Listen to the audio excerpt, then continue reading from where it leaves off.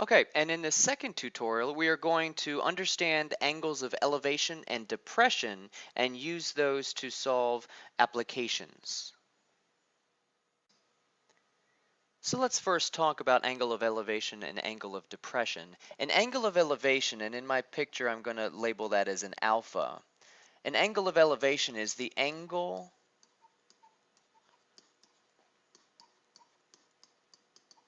looking upward from the horizontal. It's always made from a horizontal line because we naturally are looking in a horizontal as we're walking down the street. We're looking at a horizontal because we're looking to see where we're going. If we look up at a bird in the sky, then we've just created an angle of elevation. So if we're down here looking across this horizontal and then we suddenly look up at something, then we've created an angle of elevation, always made with a horizontal line. The angle of depression, and in my picture I'm going to label that with a beta, obviously very similar, except this time it's the angle looking downward from the horizontal. Always made from the horizontal. Maybe we're, walking down the street and we're looking straight ahead and then we spot a quarter on the ground. So we look down.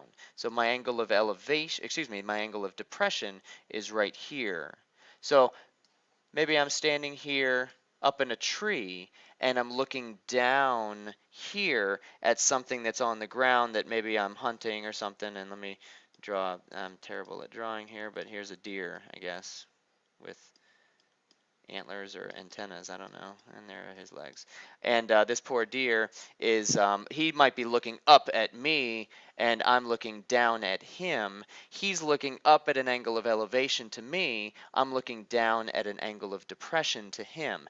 And as you notice in my picture of this Z, the angle of elevation and the angle of depression happen to be the same in this one because our parallel lines being cut by a transversal, these two angles would be alternate interior angles. So many times we might be talking about an angle of elevation, and we'd rather be talking about an angle of depression. But they are basically going to be the same in each of our triangles, as long as we always make them from a horizontal. Some students try to make them from a vertical, and that just doesn't make sense. To just understand that we're talking about from a horizontal. Okay, so let's say we've got our first application problem. We've got a fire truck approaching an 84-foot building. The optimum angle of elevation, there's our buzzword, our buzz vocabulary, is 60 degrees. If the ladder is mounted 8 feet off the ground, then I want to find two things. How far from the building should the base of the ladder be? And how far should the ladder be extended to the roof? So here's my picture that I've drawn, and we've got our little fire truck right here, and here's of course our building. Let's start to label the stuff that we do know. I do remember hearing that this was an 84-foot building, so I'll go ahead and put 84 feet as the height of this building. What else do I know? Oh, I'm pretty sure that this building has good posture, meaning that it's upright. It's not the Leaning Tower of Pisa. So I do know that this is probably a right angle, so we have a right triangle, which is helpful. What else do we know? The angle of elevation for the ladder, the optimum, is 60 degrees. And the ladder is coming, of course, coming off of our fire truck. So this must be the angle of elevation, 60 degrees. Always made with that horizontal. If the ladder were flat on the truck and then it moves up the angle of elevation, that creates that 60 degrees. And also, it's mounted 8 feet above the ground, meaning that the height of the fire truck is about 8 feet. Okay, great. So we see our triangle, and we have an angle in the triangle, but we don't have anything. Oh, we have two angles. It's 90 degrees and it's 60 degrees. I wish we had this side length right here, and I'm pretty sure we can calculate that. This is not 84 feet because the height of the entire building is 84 feet. We do have to take away that 8 feet from that. So this actually is 76 feet. in our triangle. Now we're looking for two things. Part A says how far from the building should the base of the ladder be. So that is this distance right here. I'll just label that A since that's part A. And part B says how far should the ladder be extended to the roof. And that of course is the distance of the ladder. So, and that's our hypotenuse. I'm going to label that part B, or B for part B. So let's go and find part A first. I imagine that I'm going to choose to stand right here since I'm the fireman and I'm about to go up the ladder to save some people. So in relationship to where I'm standing in this triangle, I'm given the opposite side and I'm looking for the adjacent side. Opposite and adjacent is your TOA. So I'm going to be setting up a tangent. Tangent of 60 degrees, the angle where I'm standing, is going to be equal to 76 divided by side A. And there's my first ratio. I'm going to, or proportion. I'm going to put that over 1 and I'm going to solve that how I've been doing. A times the tangent of 60 degrees is equal to 76 times 1. And then I'm just going to divide that tangent of 60 degrees, whatever that number is. Actually, we know that. That's one of our special angles from the unit circle, but don't worry, the calculator will crunch that out.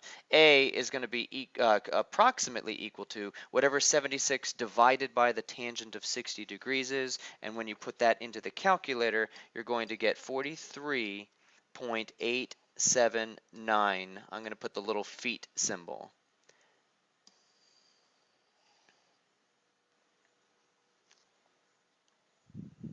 Let's now move on to part B.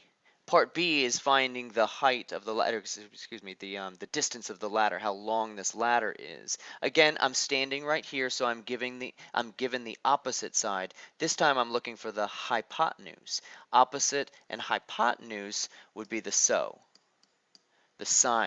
So I'm going to set up a sine ratio this time. Sine of 60 degrees is equal to the 76 opposite side divided by b, which is the hypotenuse. Put this over 1 and cross multiply. I like to start with the variable. B times the sine of 60 degrees is equal to 1 times 76. When I divide that sine of 60 degrees away, I should have my answer. And B is going to be approximately, when you plug that into your calculator, you get 87.757. And I'll put feet. So there's our first application. Let's look at our last problem here. A flagpole is atop a tall building, and here's our picture. I've already drawn the picture, which is helpful. From a point on the ground 138 feet away, the angle of elevation to the top of the flagpole is 54.1 degrees, and the angle of elevation to the bottom of the flagpole is 47.5 degrees. How tall is the flagpole? So ultimately, I'm trying to find the height of the flagpole, and that is this side right here. So I'm just going to put an X right there. That's my main variable that I'm solving for. Unfortunately, this side is not the side of a right triangle. It's a piece of a side of a right triangle. So we don't have the methods yet, so we're going to have to figure out a back way to figure this out to get this. So let's label our picture. I do know again that this, hopefully, this building is upright with the ground, so it's a right angle.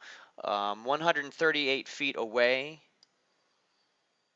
is right there, so there's 138 feet. That's the one leg of both of our right triangles. The angle of elevation to the top of the flagpole, so this angle to the top of the flagpole is 54.1 degrees, and the angle of elevation to the bottom of the flagpole, so that's this, I'm going to do that with a double arc mark, is 47.5 degrees. Okay. And again, we're looking for x. This might be confusing having or having the triangles in one picture. So perhaps I expand this out a little bit and draw two different triangles. Let's draw the bigger triangle right here because I see this tall right triangle all the way to the top of the flagpole. So let's draw that as a separate triangle. 138 feet right here and 54.1 degrees right there. And I'm going to call this height 1. That's the taller height. I also have the other triangle, little bit smaller. It's still 138 feet for this, but this time the angle is only 47.5 degrees. And I'm going to call this height 2. So what I can calculate is the entire height that's the building and the flag combined, and that's what I said height 1 was. And I can find this side, which is just the height of the building, and that's what I said height 2 is. And once I have both of those heights, I can simply subtract. X, the height of the flagpole, is going to be the large height, take away the small height. So I just need H1 and H2, and those become simple SOHCAHTOA problems. So let's find H1 first. I'm standing here. I'm most likely standing right here. I'm probably not standing on top of the building because if I were, I could just get a piece of measuring tape and measure that flag. So I'm standing right here, put a little star. I'm given my adjacent side and I'm missing my opposite side.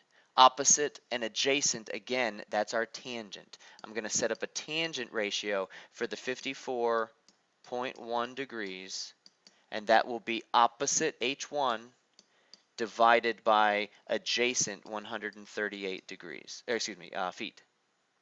Put this over 1 and cross multiply. It's nice this time because my variable is right here, it's just H1, and that's going to be equal to 138 times the tangent of 54.1. 1 degrees. I can plug that right into the calculator and get that H sub 1, my larger height, is 190.640 feet. So I've got H sub 1. Let's do H sub 2. It's very similar. I'm still standing right here. I'm still looking for opposite, and I have adjacent. So it's still a tangent ratio. My tangent, this time of 47.5 degrees, will be equal to opposite, which is H2, divided by 138, my adjacent. Put that over 1, do your cross multiply. H sub 2 is going to be 138 times the tangent of, this time, 47.5 degrees. And when I plug that into the calculator and get the approximation, I get 150.601 feet. Since I have both of these heights now, I can easily find x. X is going to be approximately 190.640, take away 150.601, and that leaves us with 40, just over 40 feet, 40.039. And I'll use the word feet this time rather than the symbol. You can use the symbol or you can use the word. It's a pretty tall flag if you think about it, but it's a big building. Thanks for watching with the applications, and we have plenty of practice to do in class. Let's get working with that calculator. Thanks.